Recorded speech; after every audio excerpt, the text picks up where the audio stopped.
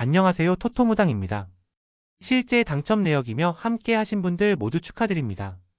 조합은 매일 무료로 드리고 있으니 편하게 문의주세요. 구독, 좋아요, 알림 설정 한 번씩 부탁드리며 금일 분석 시작하겠습니다. 금일 해외 축구 노팅엄포 대 맨체스터 유 경기 분석 시작하겠습니다. 최근 8경기 홈 무패로 내구성을 입증했습니다. 특히 리버풀, 아스널 상대로도 무실점 무승부를 기록했으며 FA컵과 리그 모두 상승세를 타고 있습니다. 전방은 깁스화이트, 허드슨 오도이, 조타를 중심으로 유기적인 이선 전개가 이뤄지며 밀렌코비치 무리뉴 조합의 수비 안정감도 돋보입니다. 우드의 부재로 엘랑가 가 최전방에서 고군분투하고 있으며 셀스의 선방도 수비 보완에 크게 기여하고 있습니다. 하지만 깁스화이트의 부상 회복 여부는 공격 전개의 핵심 변수로 작용합니다.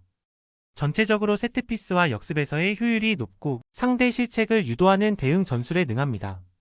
리그보단 유로파리그에 집중하는 흐름이다. 직전 레스터전 3대0 완승, 소시에다드전 4대1 승리로 상승세를 탔지만 리그 성적은 13위로 초라합니다. 맥과이어, 요로, 도르구의 복귀가 수비 안정에 긍정적 영향을 줄 전망이며 가르나초, 호일룬, 지르크지의 3톱 구성은 직전 경기 모두 득점에 성공했습니다. 하지만 리산드로 마르티네스, 메이누, 디알로, 에반스 등의 결장은 여전히 치명적이며 주중 경기 병행으로 인한 체력 저하도 우려 요소다. 전방은 결정력에 의존하고 중원 우가르테, 페르난데스의 창의성으로 전개를 풀어간다. 이전 맞대결서 패배한 이력이 있어 부담 요소가 있으며 점유율 우위에도 불구하고 압도적인 운영은 어려울 수 있습니다. 무승부를 봅니다. 노팅엄은 홈에서 리그 강호들과도 대등한 흐름을 가져갈 만큼 안정적인 수비와 기세를 자랑합니다. 깁스-화이트의 결장이 아쉽지만 수비 블록 유지와 전환 속도는 여전히 위협적입니다. 맨유는 체력 분산이 필요하고 유럽대회 우선 전략 속에서 실리를 추구할 가능성이 높습니다. 공격 효율은 살아났지만 수비 불안과 잦은 교체가 경기력 변동을 키웁니다. 결국 무승부 가능성이 가장 유력하며 저득점 흐름이 예상됩니다. 금일 해외 축구 엠폴리 대 볼로냐 경기 분석 시작하겠습니다. 엠폴리는 코파 이탈리아에서 인상적인 여정을 보였지만 리그에서는 15경기째 승리가 없습니다. 최근 코모전에서 쿠아메의 골로 승점 1점을 챙겼으나 여전히 강등권에 머물러 있습니다. 중원의 핵심 핸더슨을 비롯해 말레, 주르코프스키, 이스마일리 등 주요 자원이 대거 이탈하며 뎁스는 불안합니다. 포메이션은 3-4-2-1을 유지하며 윙백의 활동량에 기대지만 컷백이나 중거리 슛의 부재로 득점 루트가 제한적입니다. 결정력 부족에 시달리는 콜롬보가 최전방에서 고립되고 있으며 팀 전체의 점유율도 35%대에 머뭅니다. 볼로냐의 강한 점유율 운영을 상대로 수세적인 운영에 집중할 가능성이 큽니다. 연장전 또는 승부차 길을 노리는 전략이 예상됩니다. 볼로냐는 최근 리그에서 라치오를 5대0으로 대파하고 코파 이탈리아에서도 아탈란타를 꺾는 등 상승세를 이어가고 있습니다. 카스트로의 부상 이탈에도 불구하고 달리나의 포스트 플레이가 안정적이며 오르솔리니, 은도에, 오드가르드의 이선이 활발히 움직이며 공격을 주도합니다. 중원에서는 모로와 프루일러의 조화가 뛰어나 공수 밸런스가 탁월합니다. 점유율 58% 이상을 유지하며 짧은 시간 내 찬스를 창출하는 구조가 잘 잡혀 있습니다. 엠폴리의 수세 전술을 상대로도 주도권을 잡고 멀티 득점을 노릴 수 있는 조건입니다. 볼로냐 승을 봅니다. 엠폴리는 컵 대회에서의 기세와는 달리 리그에서 극심한 부진을 겪고 있으며 중원의 전력 손실과 공격력 저하로 인해 볼로냐의 전방 압박을 감당하기 어려운 상황입니다. 반면 볼로냐는 이선의 활발한 움직임과 안정적인 중원 운영을 바탕으로 이번 경기에서도 주도권을 쥘 가능성이 높습니다. 엠폴리는 수비적으로 버티는 운영을 펼칠 것으로 보이며 볼로냐의 우세 속의 언더 경기 흐름이 예상됩니다. 금일 해외 축구 덩게르크 대 파리 생제르맹 경기 분석 시작하겠습니다. 덩게르크는 브레스트와 릴을 꺾고 클럽력 사상 처음으로 쿠프 드 프랑스 4강에 진출하며 이변을 연출했지만 리그에서는 3연패로 부진합니다. 특히 최근 3경기에서 8실점을 허용했고 로데즈전에서는 1대5로 대패하는 등 수비 불안이 극심합니다. 4-1-4-1 기반 전술로 리베라가 중원 중심을 잡지만 상강태의 3골이 팀 내 최다 득점 1 정도로 공격 자원 효율성은 낮습니다. 최근 5경기 기준 PK박스 내 슈팅 비율도 22%에 그쳐 위협이 적입니다.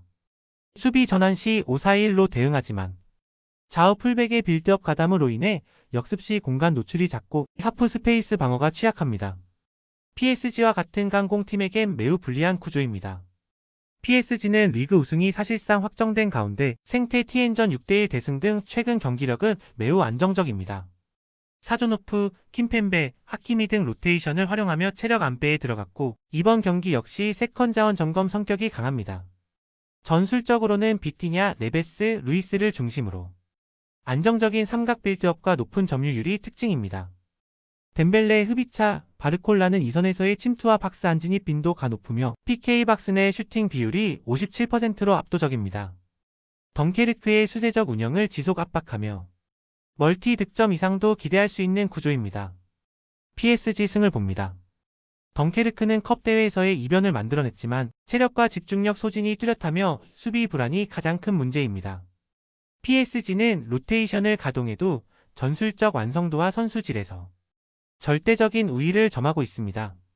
특히 하프 스페이스와 측면 공략에서 덩케르크는 속수무책일 가능성이 크며 멀티 실점은 피하기 어려워 보입니다. PSG의 3, 4득점 이상이 유력하며 오버 3.5 기준 접근이 타당합니다. 금일 해외 축구 레알 마드리드 대 소시에다드 경기 분석 시작하겠습니다. 레알 마드리드는 지난 라리가 경기에서 레가네스를 상대로 3대2 승리를 거두며 리그 선두권 경쟁을 이어가고 있습니다. 특히 음바페가 멀티골을 기록하며 여전한 득점 감각을 과시했고 비니시우스와 로드리고, 발베르데까지 주요 자원들이 선발 복귀를 앞두고 있어 이번 경기 역시 강력한 공격진을 구성할 전망입니다.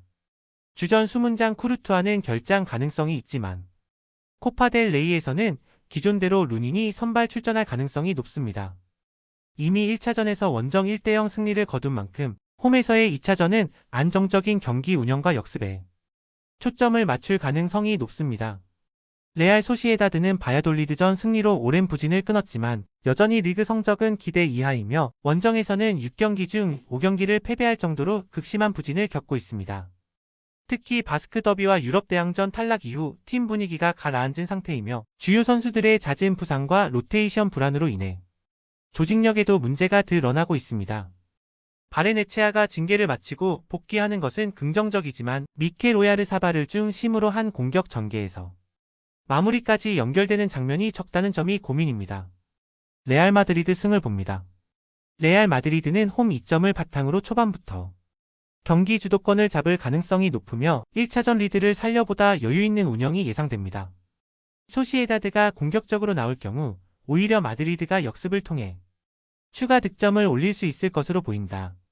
더 많은 경기의 정보와 분석이 궁금하시다면 영상 하단의 댓글을 확인해 주시면 되겠습니다.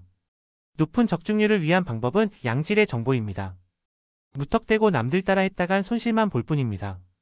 최대한 전문가의 도움을 받아서 양질의 정보와 높은 적중률을 경험해보세요. 주저없이 유튜브 여러 전문가의 도움을 받아보시는 걸 추천드리고 당장 수익을 위해 가입비 내고 이용하는 곳에서 절대로 이용하시지 마시고 유튜브 여러 영상을 참고하셔서 베팅하시는 걸 추천드립니다. 오늘도 영상 시청해주셔서 감사드리고 건승하는 하루 되시길 바랍니다.